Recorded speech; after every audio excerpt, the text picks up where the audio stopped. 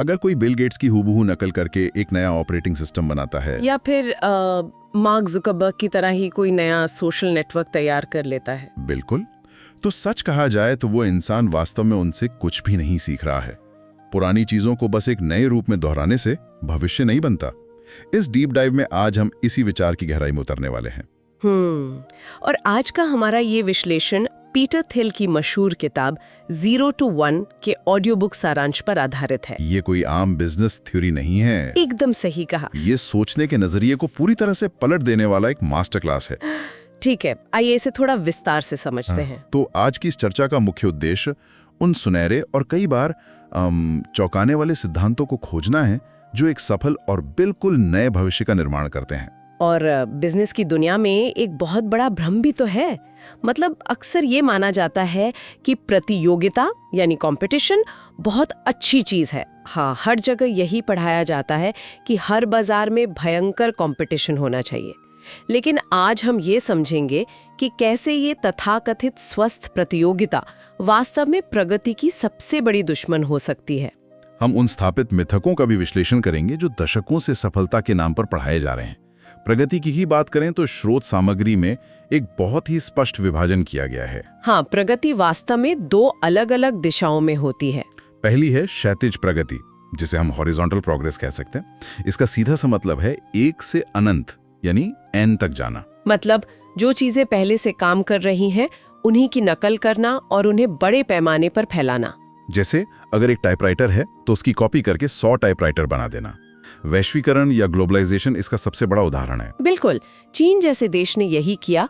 विकसित देशों की सफल चीजों को अपनाया और उन्हें बड़े पैमाने पर बनाना शुरू कर दिया। और इसी के विपरीत है लंबवत प्रगति, मतलब वर्टिकल प्रोग्रेस। हाँ, जिसका मतलब है 0 से 1 तक जाना, यानी 0 to 1। ये वो प्रगति है जहाँ कोई बिल्कुल नई तकनीक का आविष्कार होता है। अगर टाइपराइटर के दौर में कोई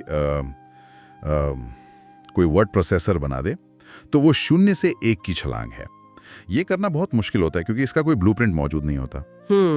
और इसी लंबवत प्रगति की नींव में एक बहुत ही महत्वपूर्ण अवधारणा छिपी है, जिसे पीटर थील का विरोधी प्रश्न या द कॉन्ट्रेरियन क्वेश्चन कहा जाता है। ये प्रश्न बहुत दिलचस्प है। वे हर इंटरव्यू में एक बहुत ही तीखा सवाल पूछते हैं। सवाल है, ऐसा कौन सा महत्वपूर्ण सत्य है जिस पर बहुत कम लोग आपसे सहमत होंगे? देखो, ये सवाल सुनने में जितना आसान लगता है ना, इसका जवाब देना उतना ही मुश्किल है। अक्सर लोग इसके जवाब में कुछ ऐसा कहते हैं जिस पर हर कोई सहमत होता है। जैसे लोग कहेंगे कि शिक्षा व्यवस्था में सुधार होना चाहिए या पर्यावरण को बचाना चाहिए। हाँ, पर ये कोई विरोधी सत्य नहीं है, इस पर तो सभी सहमत हैं। अगर हम इसे व्यापक संदर्भ से जोड़कर देखें तो ये प्रश्न इसलिए इतना महत्वपूर्ण है क्योंकि भविष्य का निर्माण इसी के उत्तर पर निर्भर करता है। हम अक्सर सोचते हैं कि भविष्य का मतलब केवल समय का बीतना या बस कैलेंडर के पन्नों का पलटना है। लेकिन दार्शनिक रूप से भविष्य तब आता है जब दुनिया आज से बिल्कुल अलग दिखाई देती है। जो लोग इस विरोधी प्रश्न का सही उत्तर खोज लेते हैं, जो उस सत्य को देख लेते हैं जिसे पूरी दुनिया अनदेखा कर रही है, एकदम सही, वे ही वर्तमान को बदलकर उस 0 to 1 वाले भविष्य का निर्माण करते हैं। यहाँ बात सच में बहुत दिलचस्प हो जाती है, खासकर जब हम इस विरोधी सोच को व्यापार की दुनिया में लागू करते हैं। प्रतियोगिता और एकाधिकार यानी कंपटीशन और मोनोपोली के बीच का अंतर सचमुच आंखें खोलने वाला है। स्रोत में गूगल और एयरलाइंस का एक बहुत ही शानदार उदाहरण दिया गया है। एयरलाइंस इंडस्ट्री को ही देखिए। हर साल ये एयरलाइंस अरबों डॉलर का मूल्य पैदा करती हैं, दुनिया भर के लाखों यात्रियों को उनकी मंजिल तक पहुंचाती हैं। लेकिन इतनी बड़ी व्यवस्था और इतने भारी भरकम टर्नओवर के बावजूद अगर मुनाफा देखा जाए तो प्रति यात्री केवल कुछ सेंट्स या डॉलर का ही उठता है। क्योंकि वे भयंकर प्रतियोगिता में फंसी हैं, जहां हर कोई टिकट के दाम कम करने में लगा है। और दूसरी ओर गूगल को देखें, ये एयरलाइंस की तुलना में कम सकल आर्थिक मूल्य बना सकता है, लेकिन ये मुनाफे का एक बहुत बड़ा हिस्सा अपने पास रखता है। इसका कारण बहुत सीधा है। गूगल अपने क्षेत्र में एक मोनोपोली या एकाधिकार है। सर्च इंजन की दुनिया में उसके आसपास कोई नहीं है। और जब कोई प्रतियोगिता ही नहीं होती तो कंपनी अपने नियम खुद तय करती है और भारी मुनाफा कमाती है। सही कहा, एकाधिकार वाली कंपनी ही भविष्य में निवेश करने की आजादी रखती है क्योंकि उसे कल के अस्तित्व की चिंता नहीं होती। लेकिन एक बात है, गूगल जैसी कंपनियां कभी खुलेआम ये नहीं कहती कि वे एक मोनोपोली हैं, है ना? स्रोत सामग्री ये बताती है कि कैसे कंपनियां अपनी असलियत छिपाने के लिए झूठ का सहारा लेती हैं। बिल्कुल, एकाधिकार वाली कंपनियां हमेशा खुद को बहुत छोटा दिखाने की कोशिश करती हैं। वे खुद को सरकारी जांच, एंटी ट्रस्ट मुकदमों और छानबीन से बचाने के लिए ये झूठ बोलती हैं कि वे एक बहुत बड़ा और भयंकर प्रतिस्पर्धी बाजार का हिस्सा हैं। गूगल खुद को सिर्फ एक सर्च इंजन बताने के बजाय ये दावा करेगा कि वो तो एक विशाल वैश्विक विज्ञापन या तकनीकी बाजार की एक बहुत छोटी सी मछली है, जिसका मुकाबला फेसबुक, अमेज़न और न जाने कितनी कंपनियों से है। और इसका ठीक उल्टा उन कंपनियों के साथ होता है जिनका कोई एकाधिकार नहीं है। बिना एकाधिकार वाली छोटी कंपनियां खुद को अनोखा दिखाने के लिए झूठ बोलती हैं।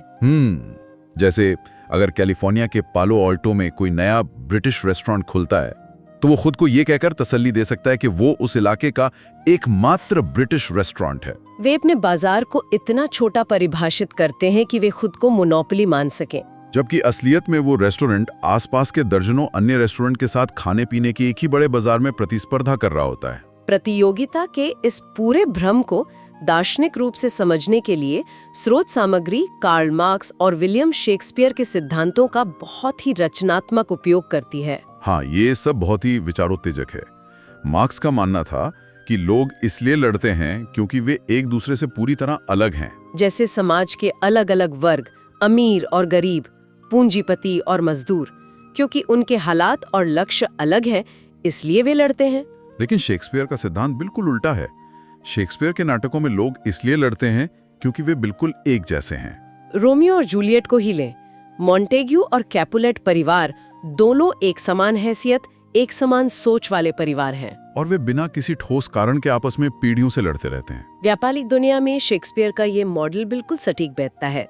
उदाहरण के लिए 90 और 2000 के दशक में माइक्रोसॉफ्ट और गूगल के बीच के व्यापारिक युद्ध को देखा जा सकता है। ये दोनों विशाल कंपनियां ऑपरेटिंग सिस्टम, ब्राउजर और सर्च इंजन जैसे बिल्कुल समान उत्पादों पर एक दूसरे से लड़ने में इतनी व्यस्त हो गईं कि वे ये भूल ही गईं कि तकनीक की दुनिया किस दिशा में जा रही है। वे अपनी आपसी प्रतियोगिता में एक दूसरे को नीचा दिखाने में इस कदर उलझ गईं कि इसका पूरा फायदा उठाते हुए एप्पल चुपचाप मोबाइल फोन की दुनिया में उन दोनों से आगे निकल गया और दुनिया की सबसे मूल्यवान कंपनी बन गया।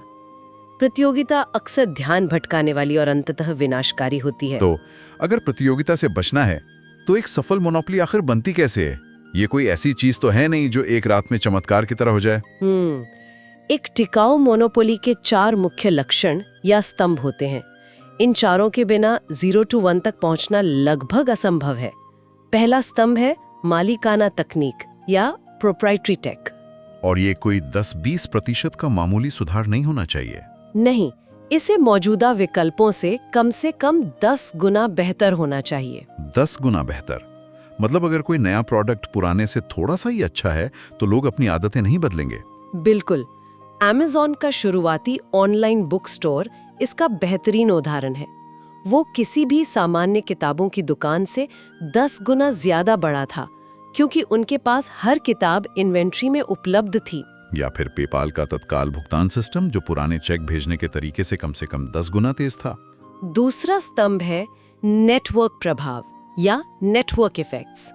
अक्सर लोग सोचते हैं कि अगर कोई प्रोडक्ट बनाना है तो उसे पहले दिन से पूरी दुनिया के लिए लॉन्च करना चाहिए। लेकिन स्रोत सामग्री इसके बिल्कुल विपरीत सलाह देती है। इसकी शुरुआत हमेशा एक बहुत ही छोटे बाजार से होनी चाहिए। हाँ, फेसबुक इसका सबसे क्लासिक उदाहरण है। फेसबुक ने पूरी दुनिया को एक साथ नहीं जोड़ा।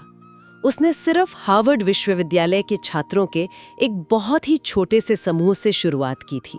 नेटवर्क प्रभाव तभी काम करता है जब शुरुआती छोटे समूहों के लोग उस प्रोडक्ट का गहराई से इस्तेमाल करें। अगर वो 10,000 छात्रों के बीच मोनोपोली नहीं बना सकता तो वो पूरी दुनिया में कभी नहीं फैलेगा। और तीसरा स्तंभ है इकोनॉमीज ऑफ स्केल, यानी बड़े स्तर पर काम करने की क्षमता। ये सॉफ्टवेयर कंपनियों में बहुत ही स्पष्ट रूप से दिखता है। सॉफ्टवेयर की दुनिया की यही तो खूबी है। एक बार जब एक सॉफ्टवेयर या कोड बन जाता है तो उसकी अगली डिजिटल कॉपी बनाने की लागत 0 के बराबर होती है। जबकि अगर कोई योग स्टूडियो खोलता है तो उसे स्केल करने के लिए नई जगह, नए ट्रेनर और नया इंफ्रास्ट्रक्चर चाहिए। मोनोपोली बनने के लिए उस बिजनेस मॉडल में ऐसा स्केल होना चाहिए जहां आगे बढ़ने पर लागत न के बराबर हो। और चौथा स्तंभ है ब्रांडिंग। एप्पल को देखें, अपने उत्पादों के शानदार डिजाइन, हार्डवेयर और सॉफ्टवेयर पर कड़ा नियंत्रण। और दुकानों के बेजोड़ अनुभव से उन्होंने एक ऐसा ब्रांड बनाया है जिसकी कोई नकल नहीं कर सकता। तो इस सब का असल मतलब क्या है? इसका सीधा सा सार ये है कि रातों रात दुनिया जीतने का सपना देखने के बजाय एक बहुत ही छोटे और विशिष्ट बाजार को चुनना चाहिए। उस पर पूरी तरह से एकाधिकार करना चाहिए और फिर धीरे धीरे संबंधित बाजारों में विस्तार करना चाहिए। अमेज़न ने सिर्फ किताबों से शुरुआत की थी और आज वो सुई से लेकर हवाई जहाज के पुर्जे तक सब कुछ बेचता है। इसी एकाधिकार और वृद्धि के साथ निवेश की दुनिया का सबसे बड़ा नियम जुड़ता है, जिसे पावर लॉ या 80-20 सिद्धांत कहा जाता है। आमतौर पर हमारी शिक्षा प्रणाली हमें सिखाती है कि व्यंजन को कम करने के लिए अपने जीवन को एक विविध पोर्टफोलियो की तरह बनाना चाहिए। हाँ, थोड़ा खेलकूद, थोड़ी पढ़ाई, थोड़ा संगीत, ताकि कहीं ना कहीं तो सफलता मिल ही जाए। लेकिन वेंचर कैपिटल और स्टार्टअप्स की दुनिया में ये सोच पूरी तरह फेल हो जाती है। 100%। वेंचर कैपिटल की दुनिया में पावर लॉ का मतलब है कि एक निवेश फंड जिन 10 कंपनियों में पैसा लगाता है, उनमें से 8 या 9 पूरी तरह डूब जाती है। लेकिन वो एक कंपनी जो सफल होती है, उसका रिटर्न न सिर्फ बाकी सभी असफल कंपनियों के नुकसान की भरपाई कर देता है, बल्कि फंड को भारी मुनाफा भी देता है। वो एक कंपनी बाकी सभी कंपनियों के कुल मूल्य से ज्यादा बड़ी हो जाती है। इसलिए हर चीज में औसत दर्जे का बनने या अपनी ऊर्जा को कई जगह बांटने के बजाय पूरी ऊर्जा उस एक सबसे महत्वपूर्ण और सफल होने वाली चीज पर लगानी चाहिए। ये सच में बहुत से पुरानी रूढ़ियों को तोड़ता है। और इसी से एक और बहुत बड़ा सवाल उठता है, क्या सफलता सिर्फ एक लॉटरी है? ये सवाल बहुत बार पूछा जाता है। क्या एलन मस्क, स्टीव जॉब्स या मार्क जुकरबर्ग की सफलता सिर्फ सही समय पर सही जगह होने का नतीजा थी? क्या ये सिर्फ भाग्य का खेल है? स्रोत सामग्री इस पर बहुत स्पष्ट रूप से प्रहार करती है। इसमें एक बहुत ही कड़ा संदेश है, you are not a lottery ticket. आप एक लॉटरी का टिकट नहीं है। अगर ये सिर्फ संयोग होता तो एक ही इंसान बार बार अलग अलग उद्योगों में सफल कंपनियां कैसे बना पाता? एलन मस्क ने पेपाल, फिर स्पेसएक्स, फिर टेस्ला कैसे बनाया? इस भाग्य बनाम कौशल की बहस को दार्शनिक स्तर पर समझने के लिए ये देखना जरूरी है कि कोई समाज या व्यक्ति भविष्य को किस नजरिए से देखता है। स्रोत सामग्री में भविष्य के प्रति 4 प्रकार के दृष्टिकोणों का बहुत गहराई से विश्लेषण किया गया है। आइए इन्हें एक एक करके समझते हैं। पहला है निश्चित निराशावाद या डेफिनेट पेसिमिज्म। इसमें यह माना जाता है कि भविष्य अंधकारमय है, चीजें खराब होने वाली हैं और इसके लिए ठोस तैयारी की जाती है। आज का चीन इसका सटीक उदाहरण है। वहाँ का समाज मानता है कि भविष्य में संकट आ सकते हैं, इसलिए वे तेजी से निर्माण कर रहे हैं, विशाल बुनियादी ढांचे खड़े कर रहे हैं, यहाँ तक कि घोस्ट सिटीज बना रहे हैं ताकि आने वाली मुश्किल समय के लिए तैयार रहें। दूसरा दृष्टिकोण है अनिश्चित निराशावाद यानी इंडेफिनिट पेसिमिज्म। ये थोड़ा अजीब है। ये आज के यूरोप की तरह है। हाँ, वहाँ के लोगों को लगता है कि भविष्य में सब कुछ खराब होगा, अर्थव्यवस्था डूब जाएगी, लेकिन वे इसके लिए कोई योजना नहीं बनाते।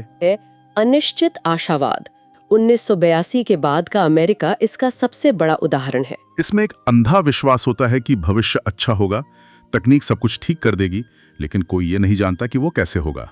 इसलिए लोग बिना किसी ठोस योजना के बस अपने विकल्प खुले रखते हैं। वे कोई नई चीज बनाने के बजाय सिर्फ बैंकर, कंसल्टेंट या वकील बनने की होड़ में लग जाते हैं ताकि जो भी भविष्य आए वे उसमें सुरक्षित रहें। और चौथा दृष्टिकोण जिसे स्रोत सबसे शक्तिशाली मानता है वो है निश्चित आशावाद या डेफिनेट ऑप्टिमिज्म। 1950 और 60 के दशक का अमेरिका इसी सूच पर चलता था। बिल्कुल, उस समय भविष्य को बेहतर बनाने के लिए एक स्पष्ट और ठोस योजना होती थी। अपोलो प्रोग्राम जैसी विशाल अंतरिक्ष योजनाएं बनी जहां इंसानों को चांद पर भेजने का निश्चित लक्ष्य था। गोल्डन गेट ब्रिज जैसे चमत्कार हुए। यह दृष्टिकोण मानता है कि भविष्य अपने आप बेहतर नहीं होगा, बल्कि उसे बेहतर बनाने के लिए आज एक ठोस योजना बनानी होगी और उस पर काम करना होगा। इससे एक बहुत ही महत्वपूर्ण सवाल खड़ा होता है, आज के दौर में वास्तव में क्या हो रहा है? आज एक पूरी पीढ़ी सिर्फ अपने रेज्यूमे को विविध बनाने में लगी है। स्टार्टअप की दुनिया में भी कई बार लीन स्टार्टअप के नाम पर डार्विन के विकासवाद के सिद्धांत को लागू करने की कोशिश की जाती है। बस छोटे छोटे प्रयोग करते रहो, जो सफल हो जाए उसे अपना लो, कोई दूरगामी दृष्टि मत रखो। जो कि एक बहुत बड़ी गलती है। एकदम सही। डार्विन का सिद्धांत प्रकृति और जानवरों के क्रमिक विकास के लिए सही हो सकता है, जहां बदलाव यादृच्छिक या रैंडम होते हैं। लेकिन एक महान कंपनी या नए भविष्य के निर्माण के लिए निश्चित योजना का होना सबसे जरूरी है। एप्पल कोई प्रयोग नहीं था, वो स्टीव जॉब्स की एक निश्चित योजना थी। बिना उद्देश्य के छोटे छोटे बदलाव करके कभी भी 0 to 1 वाली सफलता हासिल नहीं की जा सकती। और इस निश्चित योजना को बनाने के लिए दुनिया में छिपे हुए रहस्यों यानी सीक्रेट्स की खोज बहुत जरूरी है। एक आम धारणा बन गई है कि दुनिया में खोजने के लिए अब कुछ बचा ही नहीं है।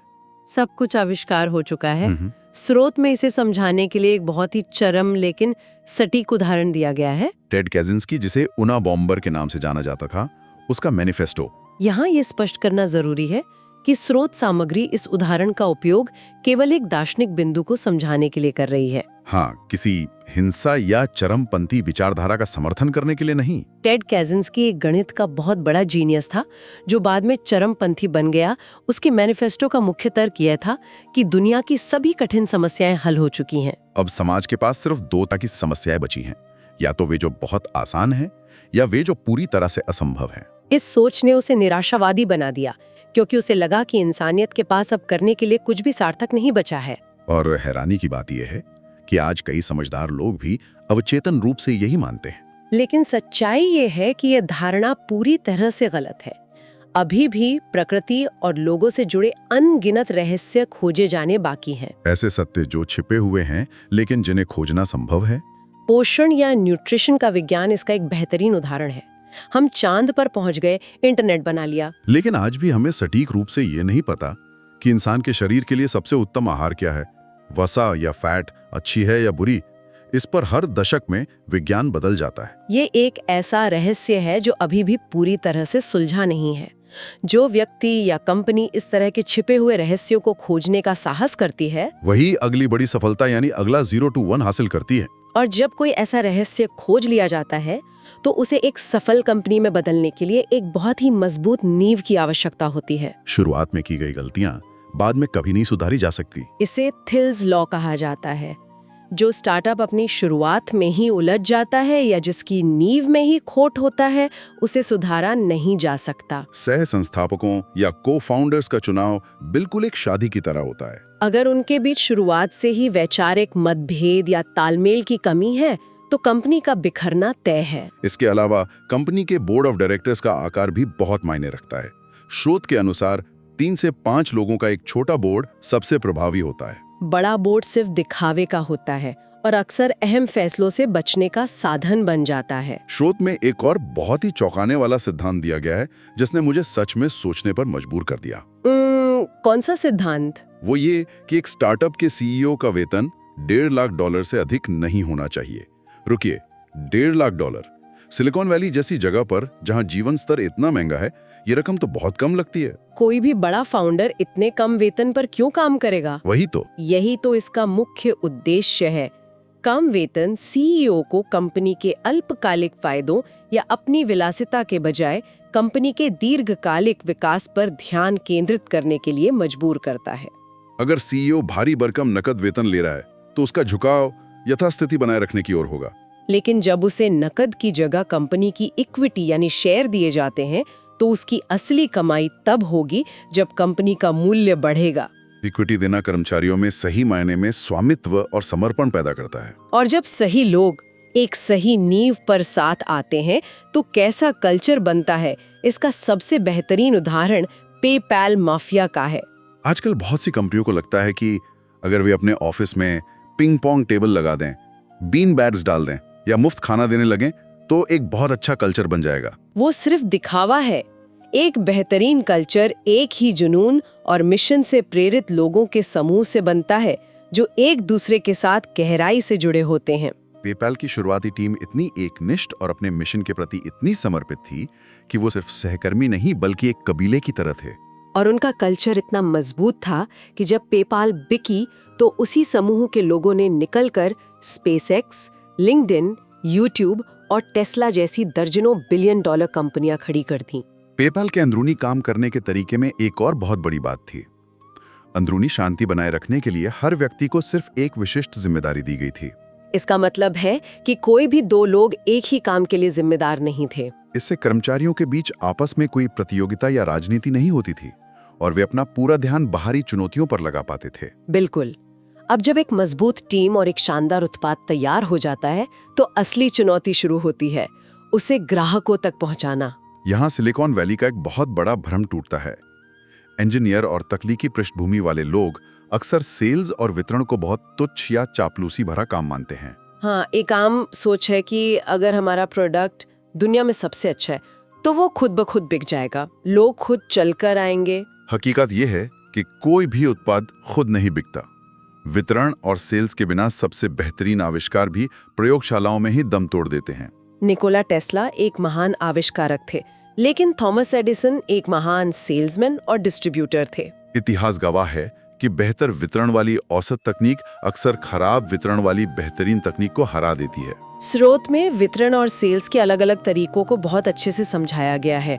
यह इस बात पर निर्भर करता है कि प्रोडक्ट क्या है और उसकी कीमत क्या है। उदाहरण के लिए कॉम्प्लेक्स सेल्स। अगर कोई प्रोडक्ट करोड़ों डॉलर का है तो उसके लिए एक बहुत ही जटिल और कूटनीतिक सेल्स प्रक्रिया की आवश्यकता होती है। एलन मस्क को स्पेसएक्स के लिए नासा के साथ करोड़ों डॉलर के शुरुआती अनुबंध करने थे। इसके लिए मस्क को खुद सालों तक राजनीतिक और कूटनीतिक स्तर पर सेल्स करनी पड़ी। फिर आती है निजी सेल्स, जो थोड़े कम महंगे उत्पादों के लिए होती है।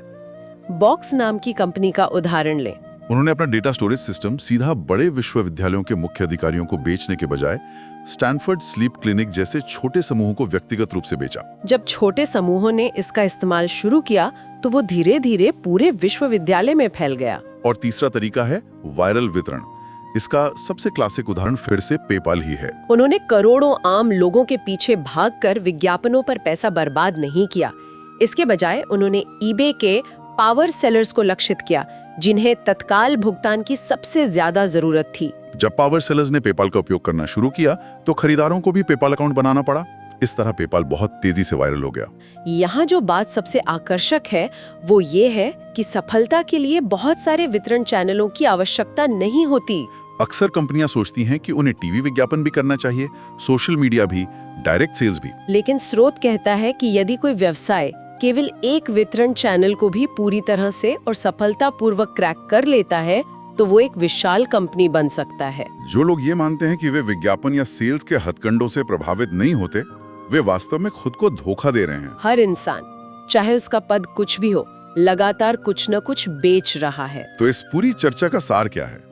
अगर वास्तव में 0 से 1 तक जाना है तो भीड़ का हिस्सा बनकर पुराने चीजों की नकल करने से बचना होगा। शुरुआत करने के लिए एक छोटा बाजार खोजना होगा, प्रतियोगिता से खुद को दूर रखकर मोनोपोली बनानी होगी। भविष्य के लिए एक निश्चित और ठोस योजना बनानी होगी और दुनिया में मौजूद उन रहस्यों को ढूंढना होगा जिन्हें अभी तक किसी ने नहीं देखा है। बिल्कुल, और ये समझना बहुत जरूरी है कि ये विचार केवल एक नया व्यापार या स्टार्टअप शुरू करने तक ही सीमित नहीं है। ये जीवन को देखने, बड़ी समस्याओं को सुलझाने और दुनिया में अपना एक अर्थपूर्ण योगदान देने का एक पूरी तरह से नया नजरिया है। जो कुछ भी नया, अकल्पनीय और मूल्यवान है वो इसी लंबवत सोच से पैदा होता है। ये सचमुच एक बहुत ही शानदार और गहरी यात्रा रही है। 0 to 1 तक जाने का ये सफर सिर्फ तकनीक या पैसे का नहीं, बल्कि इंसानी सोच की असीमित क्षमता का सफर है। इस विश्लेषण का अंत एक बहुत ही गहरे विचार के साथ करना प्रासंगिक होगा। आज के दौर में जहां हमारी शिक्षा प्रणाली लगातार छात्रों को एक अनिश्चित भविष्य के लिए तैयार कर रही है, उन्हें सिर्फ एक विविध पोर्टफोलियो बनाने और हर विकल्प को खुला रखने की सलाह दे रही है। तो विचार करने वाली बात यह है, वो कौन सा एक निश्चित कौशल या रहस्य है जिसे इस वक्त समाज द्वारा पूरी तरह से नजरअंदाज किया जा रहा है, लेकिन जो आने वाले दशक को पूरी तरह से परिभाषित कर सकता है। ये निश्चित रूप से एक ऐसा सवाल है जिस पर गहराई से सोचना चाहिए। इस ज्ञानवर्धक और विस्तृत चर्चा में जुड़ने के लिए धन्यवाद। सीखते रहें और नई चीजों का निर्माण करते रहें। कृपया वीडियो को लाइक करें, कमेंट करें, शेयर करें और सब्सक्राइब करें।